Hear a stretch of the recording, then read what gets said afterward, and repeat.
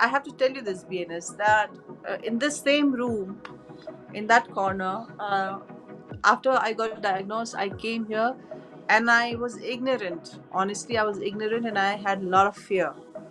So I was telling my sister in law that, okay, this is it, now I have to say goodbye to life. And I guess I have cancer and I'm going to die.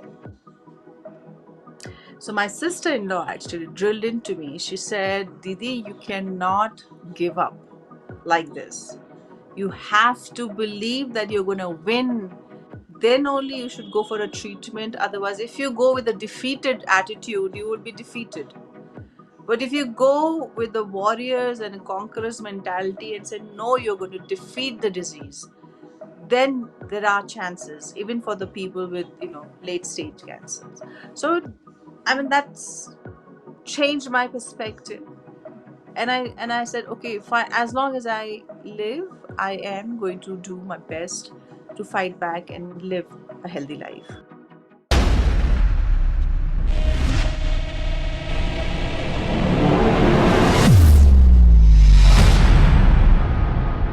Hey guys, today we have a very, very, very, very, very special guest with us.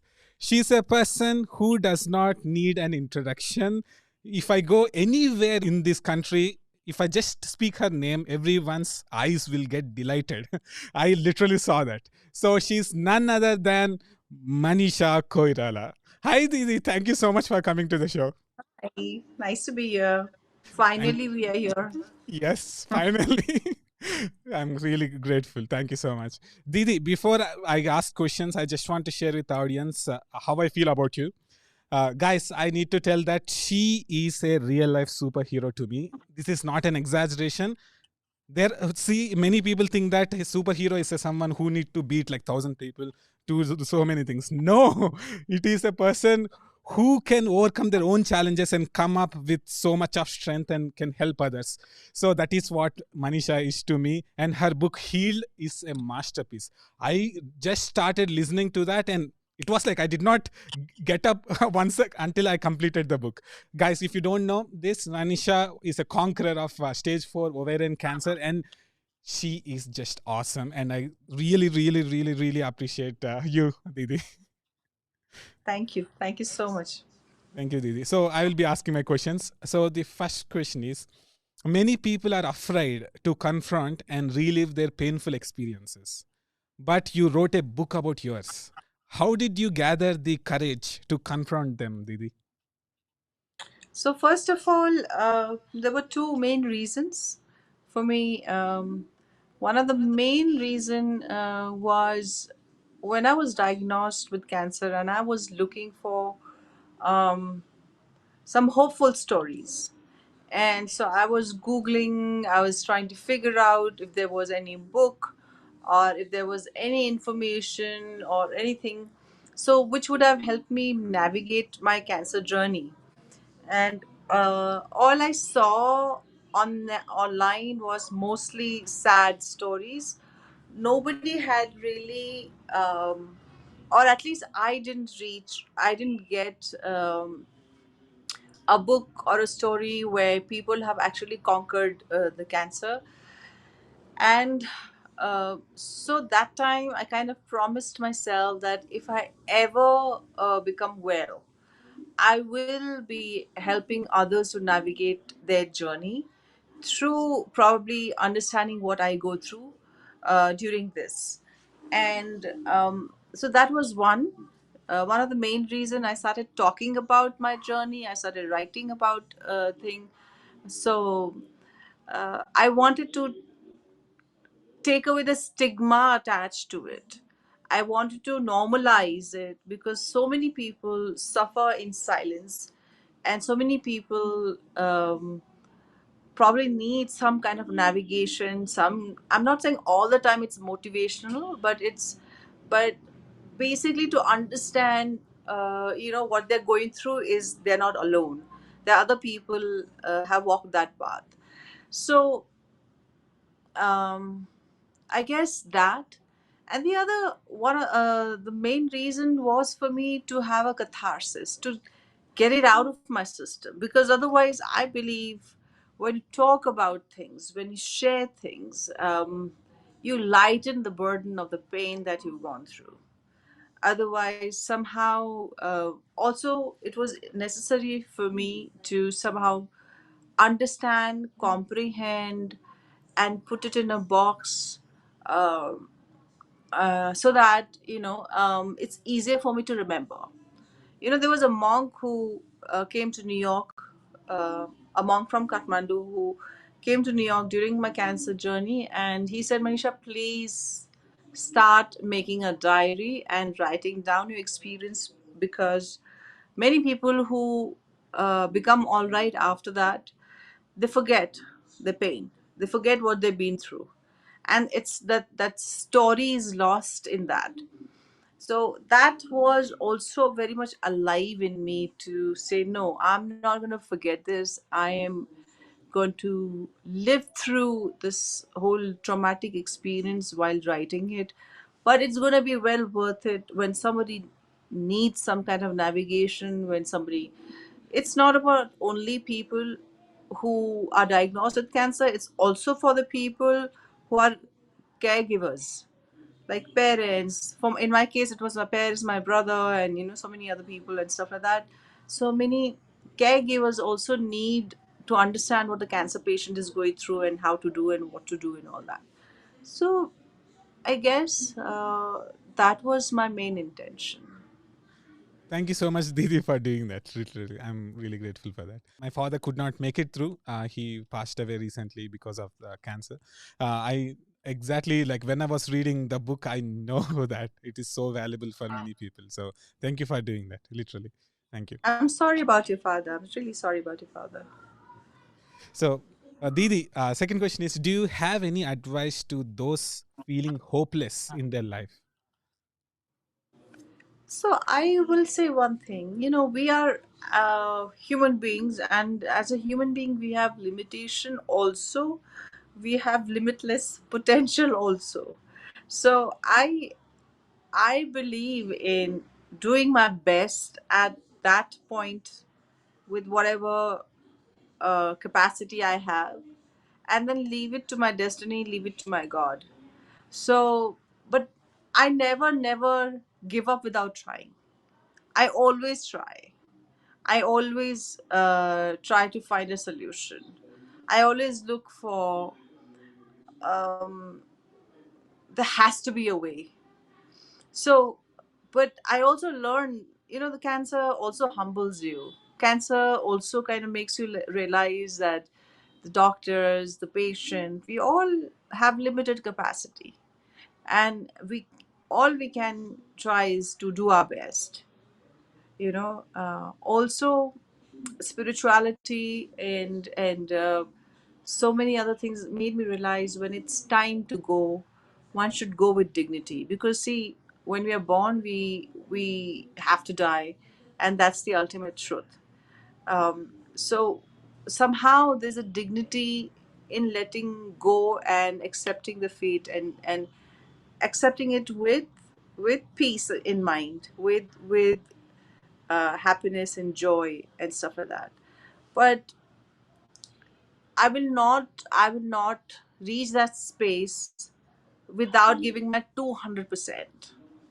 So I'm a fighter, and I feel that has really given me strength always since my childhood. Since my childhood, life hasn't been easy to me. Things haven't come to me on a platter. I had to fight, and I had to work hard for everything I have today. And the last was my journey to recovery and my health, and I had to work hard. I had to study myself. I had to look for solution rather than wallowing in self-pity and sorrow, and I went through all that. We as a human being, when we are faced with some really scary situation, the easiest thing to do is to give up.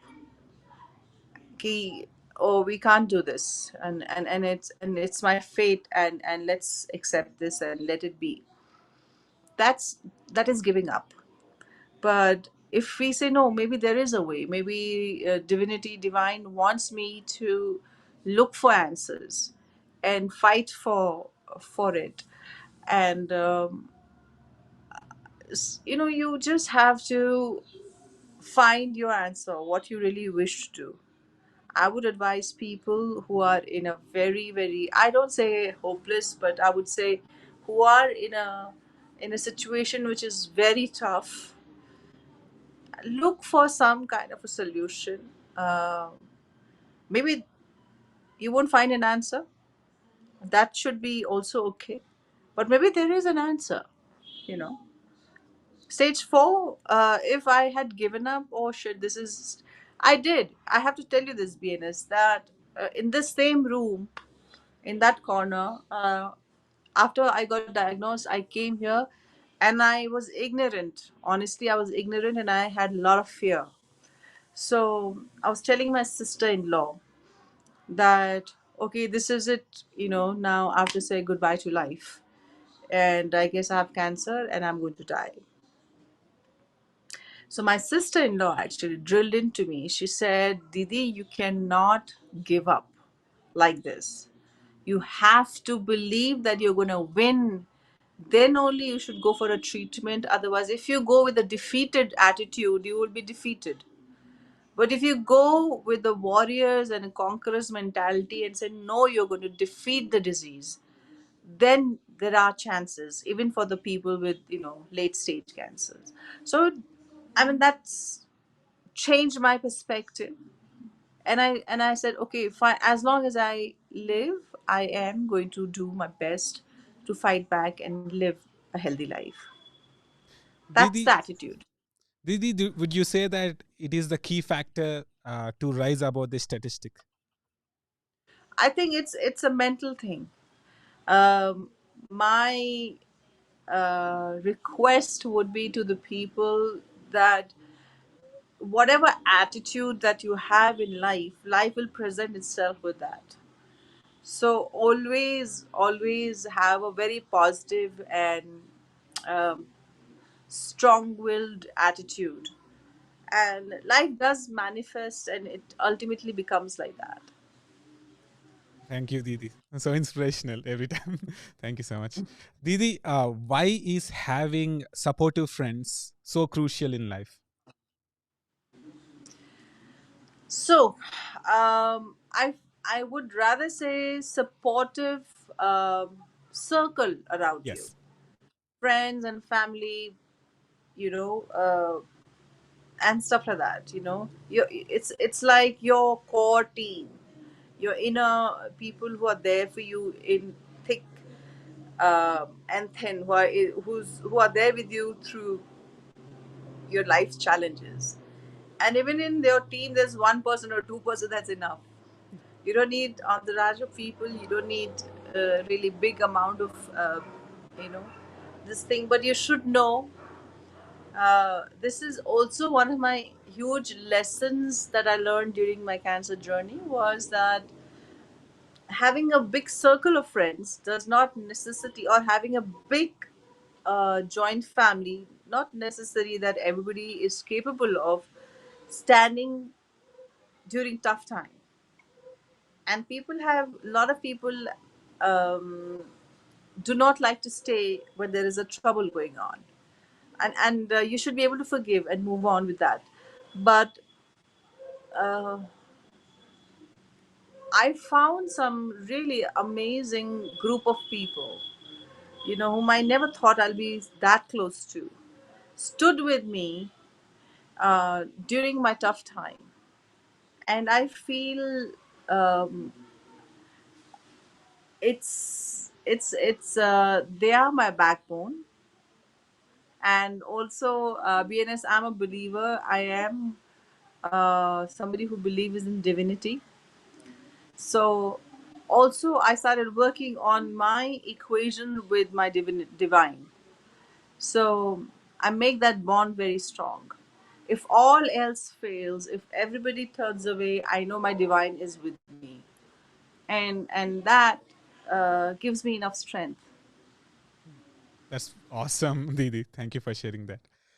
Didi, what advice do you give to the people who hate their work but use things like alcohol to numb those feelings? So I've been through the journey uh, of alcohol, and so I do understand a bit of the mind frame. So many people are misusing it for wrong reasons, and I think number one, if you hate your job, uh, and you're scared that you can't leave it, I fully understand that. Many a time I see a lot of people who actually not very happy what they're doing, but there's no other way they were going to earn money, so they stick to it. And every day they are slagging, they're cursing themselves, they're cursing God, they're cursing their life, and they're blah blah blah. And as you said, some people, drown themselves in alcohol and all that. I think there is first of all, if we you should not be okay to live like that, because I feel every human being, this life is so precious, so and it's here for limited time. So our time and this life is hugely precious, and if we misutilize it, it's such a waste, you know. And if you start looking at life from that, no, I'm going to co-create with my divine, I'm going to co-create with my destiny, I'm going to work hard and figure out what I love to do, and I pave my own path, you know. Road less traveled, there's a book, and it talks about paving your own path. And along the way you figure out, okay, this is the journey, this is the work area that I like to. One must have faith in oneself, one must have faith in one's life. And but unfortunately I do know many people who don't have. um, I would request them to try and not to waste their life in a job that they hate. Hate is a very strong word, and if you really hate something, please don't go near it. Love your life, love yourself, figure out what you love to do, and I'm sure path is going to open for you. You know, God has made you to enjoy this life. God has given you so much of opportunities here, so much of capacity within you. You know, in my book I've written to those who need strength, and we all should realize that we are part of divine. We co-create with our divine, so we should not forget our own strength. And alcohol to enjoy is great, I guess, but alcohol to drown your frustration or your sorrows or is a wrong tool. It's a completely wrong tool. Yes, Didi, absolutely. Because like when you try to numb those things, it will manifest into something else. So It'll be worse. It's like a black hole. You're just gonna get down and down and down and down and down. yes, Didi. Didi, I think this is a perfect time to ask this question. What is the role of emotional health in keeping illnesses away? It's a huge. So I have during my cancer recovery time, I was figuring out how to get back to health and why some people come out of like serious diseases and some people do not, and all that. In that, I navigated what I figured out in many books, through many books, and I also figured I found many books on on how people got instant recovery from cancer and all that. So in that, what I've figured is, you know, we human beings is not only just body, but our mental health, our emotional health, our psychological health. There's so many aspects of us. We are very complex and very diverse and very this thing. We human beings are not just, if there is a disease in my body, only through medical or physical thing is not going to be working on. We have to understand, our emotional, our mental, our psychological, every aspect, And normally, what I found, uh, things like cancer are people who have not really forgiven, people who have deep resentment, people who have lots of anger, but they have buried it inside and not been able to express, and they do not know how. So, I read this book from Louise Hay, and in that she talks about, there was this book on, you can heal your life, and in that, each disease, each part of the disease, she is linked to some kind of emotional disbalance, and emotional intelligence, emotional health is very, very important. You catharsis that I do, while telling my story, while writing my book, is a part of my healing. And one of my friends had suggested that I was probably depressed when I came back from New York after my recovery. And I was depressed, but I didn't know. You see, we are not taught about these things. Nobody talks to us about these things. So um, I went and did psychotherapy, and I realized, my God, yes, I have some anxiety issues, some deep rooted fears, and blah blah blah blah. And I worked on that. And then also, there was a time I realized there's a certain aspect of my being needed some freedom from the buried pain. So I went 6 months. I went to an ashram, and I worked on myself. And I once I'm out from that, I came stronger. I came out understanding my unconscious, subconscious triggers, and um, look, to simplify this thing, we human beings, like, our body, mind, emotion, our spirituality, our state of happiness, everything is intertwined, interlinked. So everything should have a nice flow of energies in a nice balanced way, you know. Um, and if we are hurt, or if we are disturbed, and if we are troubled, we really need to seek out help. And I'm not only saying that just run to the psychotherapist, or just run to some guru, or just run to this or run to that. No, but at least acknowledge yourself, and so keep in mind, okay, this is what going on in my life. I need to work on it. I need to navigate through this. So once you're clear in your head, you'll find a method to heal yourself. Absolutely, Didi. 1000%.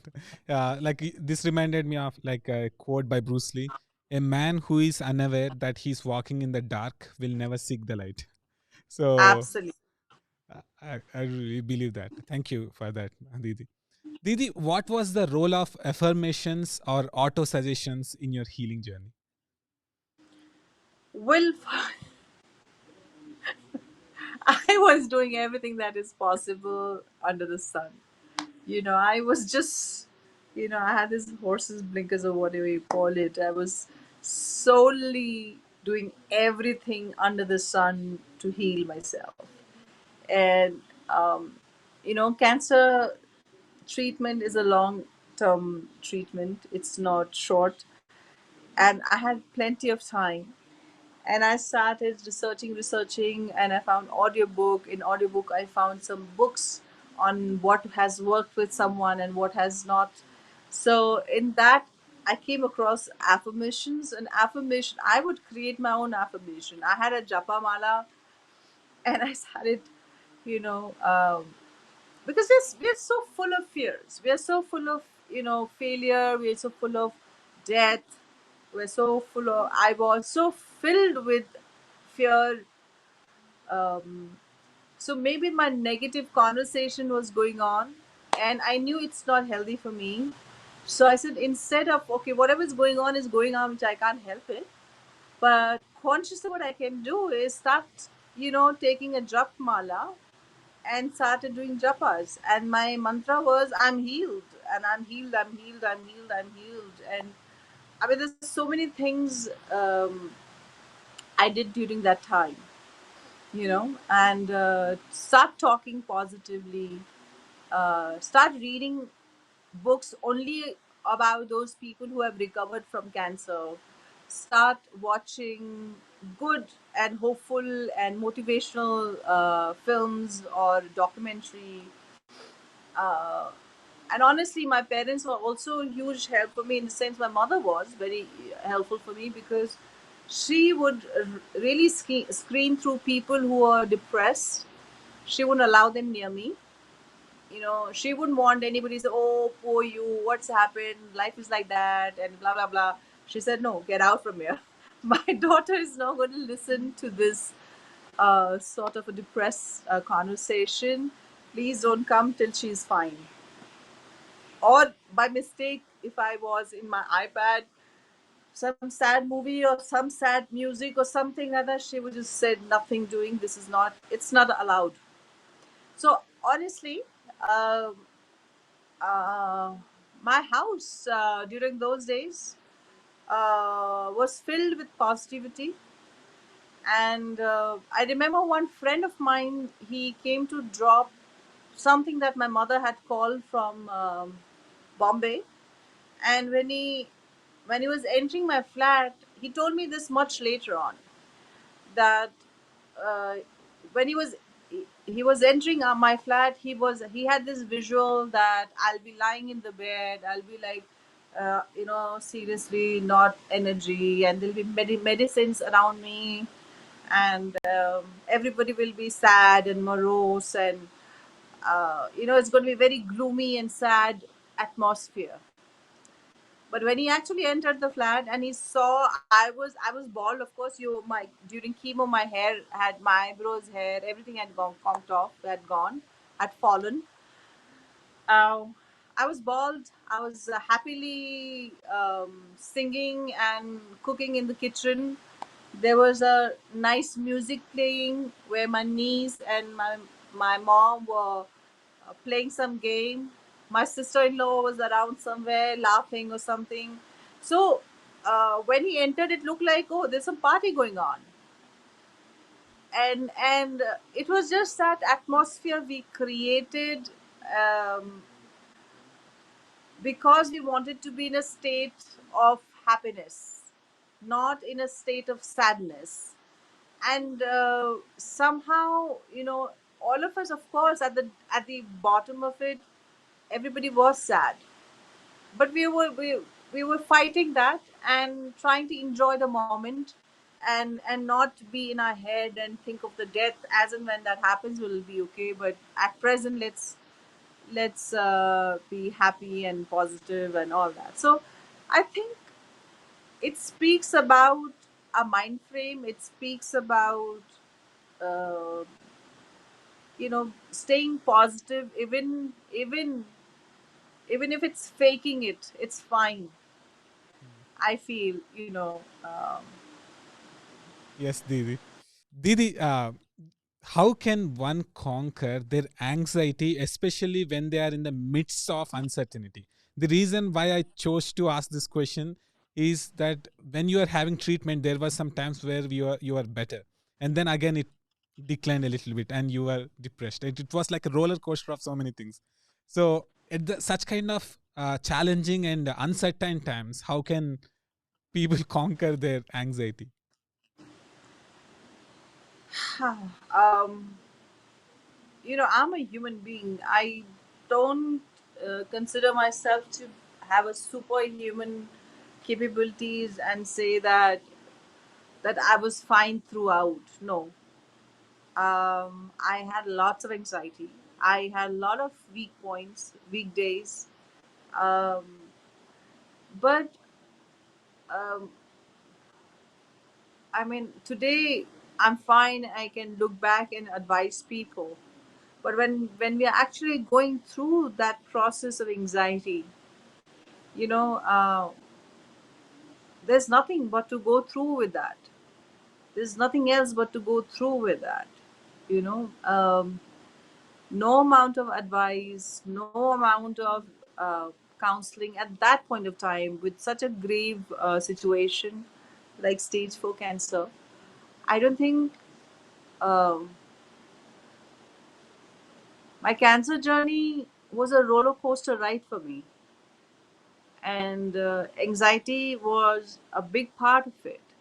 In fact, honestly, today that anxiety still lingers on in me, and that fear factor still lingers on in me, in my body. My body remembers the fear. My body remembers the anxiety. And today, what I do is I shut my eyes. If I have somebody to talk through, I will talk through. And especially if I am lucky to be with an expert or somebody like that, I will most definitely be honest and share. And if that person is willing to listen, because getting a guidance from an expert is the best thing you can do during that time. And second best thing for me is just accepting it. I sit in my room and I go through with what I have to go through. I know that nothing is permanent, so even my anxiety is not permanent, and I just let it work on me and wait for the time it leaves me automatically. So these are the two things. If I have a help, if I have a counselor, if I have a friend around me, if I have somebody I can talk to, I will talk to. But if I don't have that luxury, then I would let it take full control of me, and I will give time for it to move away from me. That's That's the powerful. only two things I can do. That's powerful, Didi. Didi, you are the granddaughter of Sri BP Koirala, the first democratically elected Prime Minister of Nepal. What are your top two lessons you learned from him? Oh my goodness. I'm nowhere close to him. And I'm excruciatingly proud to be his granddaughter, um, and to be raised by my grandmother during my childhood, and to hear so many stories about their life and their struggle and the sacrifice and their zeal. And they lived not only for themselves, but they lived for the whole of humanity in Nepal, and fight for their happiness, their quality of life, their values. You know, I can't imagine being even close to him. He was a great author. His books are still revered here in Nepal. He wrote many, many, many books, and very forward thinking, very open minded, very human. So he's easily the tallest figure in my life. And I mean, he was equally good looking, he was equally polished, he was equally sophisticated. At the same time, my grandmother and my grandfather lived very simply, very, very simply. You know, they would wear their white cotton kurta or shirt and pant, and very far from luxurious life, very far, very simple. You know, you there is a saying, simple living, high thinking. Yeah. It's it was like that for him. So I'm humongously proud, and I also realize my own limitation in the sense, um, I lived in a glamour world. I became a celebrity and a film actor, and it's a totally different world. Whereas they were the freedom fighters. You know, they fought for the democracy. And my grandfather was in jail fighting for Indian freedom. And that's how he became very close to Nehruji. He was very close to Jayaprakash Narayanji. He was, and then he later on he decided he should work for Nepal, so he came. I don't, you know, if you ask me what are the two things that I've learned, I will not be able to articulate it. But my grandmother had told me about him, and she had said I had asked her. Grandma, what is the best quality about my grandfather? And then she said, Manisha, the thing is, um, when, first of all, he didn't think of himself, he thought for the whole country. And so his world was much larger. Secondly, um, when he decides to do something, it was do or die kind of a commitment. Uh, so I feel a little bit of that I have in me, in the sense, once I commit, I want to do stay committed to it for 100% or 200%. So that I understand, but other things, I'm far from it. I don't think I'm anywhere close to him. But Didi, you beautifully expressed so many things. What I heard from you is that simplicity, and second is commitment. Third is he was being a hero. The real meaning of hero is someone who has the strength to protect you. That's the real meaning of hero. So he was doing for a whole lot of people. So he was a hero. Yeah, So yeah, beautifully said, indirectly you said that, Didi. yeah. Uh, Thank you. Didi, I was surprised that you had the fear of public speaking, but you could act so well. How did you overcome your fear of public speaking? So first of all, I had there is a wrong concept that people who face camera must be not shy, and people who, Rahman Garu, who's a renowned music director from Tamil Nadu. He's also a shy person. Mani Ratnam is one of the finest detective we have in India.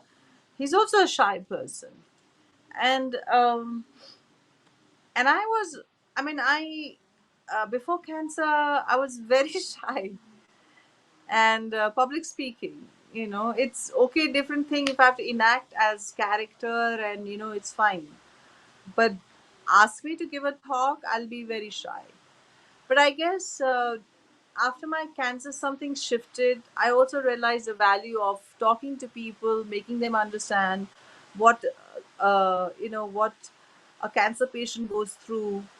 So those things kind of help me to talk more. But then once you start talking, you realize it's not so bad, and um, you don't have this fear. Okay, I'm being judged, or I'm talking nonsense. It's of no use to the people. Now I know what I talk does make sense. It might help somebody, and it might motivate someone, and it might help other people. So that kind of is my motivation to talk, and now I'm fine with public speaking. Didi, actually, I think it will help a lot of people because when I was reading about that, I was like, wow, that's perfect. Thank you, Didi. Didi, what is your advice to all those people who feel stuck in their relationships?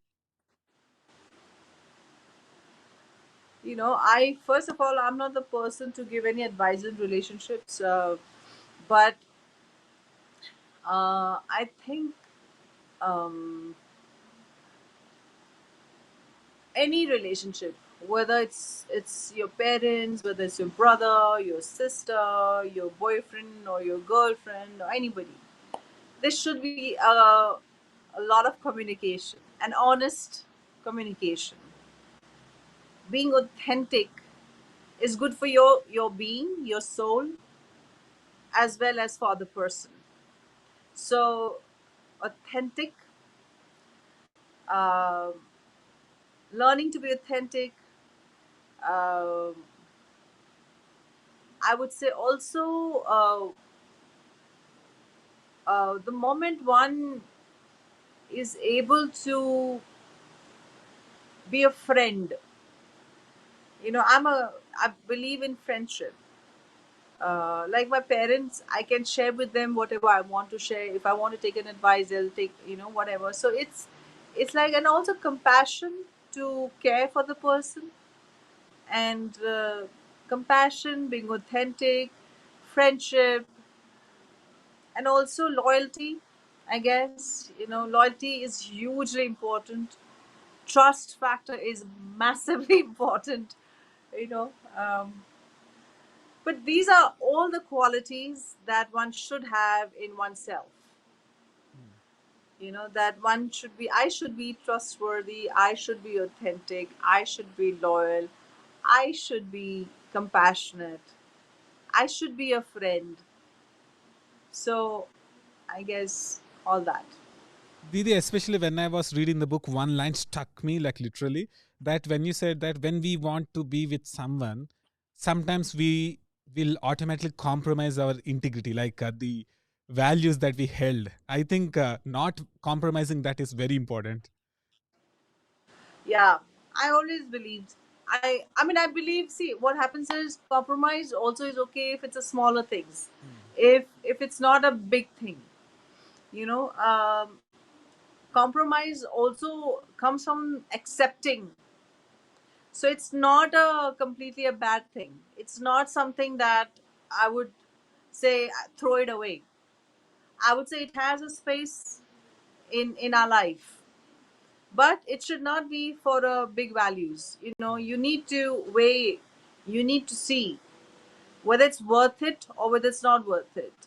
If it's demoralizing you, if it's pulling you down, if it's, instead of giving you energy, it's sucking you out of the energy, then do not compromise. But if it's just, somebody has done a small mistake and you said, no, I cannot compromise with that, I think then you're being silly. Yeah. You see? So, uh, way some people may have one, two smaller faults. Accept that.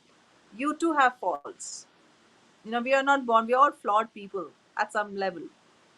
Accepting each other's flaws, being honest about and supporting each other is that's relationship. That's friendship. You know. But if in the bargain you're losing your mental peace, you devaluing yourself, you are not really a happy and joyful place, then move away from there. Didi, thank you. And Didi, when I was mentioning to my subscribers that I'm going to interview you, so many people like wrote list of questions, but I selected one question from subscriber which I felt very powerful. So I'm going to ask you that question. What does success mean to you now? So listen, it all depends on what level you're at. And to me, at this point in life, after gone through what I've gone through in life, to me it means freedom to do what I want to do, when I want to work, how I want to work, and with whom I want to work. So the choices, to me, the success is leading a life that I wish to, the things that I want to do in my life. And it's no longer measured with what car I have, what houses, and blah, blah, blah, all that. Those aspects are also important. But, the fact that today I feel I'm successful because I can decide today, I want to take a break. I'm taking a break for 6 months, and then I'll do little work, little, or I'll wait for the right script and right film or a right director. Then only I'll work, or I'll say no. While I get a good script, I have this very interesting project. I will work on this. So basically, I have freedom to choose how I want to live, how I want to work. In Nepal right now that I'm living, um, I go for nature walks. I give time to my family. I give time to myself. I give time to relax, do nothing. I think this is the best phase of my life. I'm earning also when I'm doing some events or when I'm doing some projects. That also has its space and importance. Um, just freedom to do things that I love to do. Absolutely. The last question of the interview. would you like to issue a 7-day challenge to our subscribers? 7-day challenge depends. Tell me what the challenge is. It could be anything. Like give a challenge to subscribers so that they will follow for a week. So that could improve their life. Like some people give Oh, it like great! yeah. That's something that I've been wanting to do myself. I've not been successful. Let's see if you viewers are successful and better than me. Uh, my one of my guru, one of my teacher told me, Manisha, for 15 days. Now it's not even 15 days; it's just 1 week for you guys. If you can only look at things which are positive, if you look at thing and if you can only see a positive aspect of that thing. That would be fantastic, literally. Thank you, Didi. Thank you so much. Didi, really, I can't express like how grateful I am for this opportunity. Thank you so much for being a beacon Thank of you, hope. Penis. Finally, we did this, and I'm Finally. happy with Thank you, Didi. Okay. Hi, this is Manisha Koirala and requesting you to subscribe to BNS Goku Great.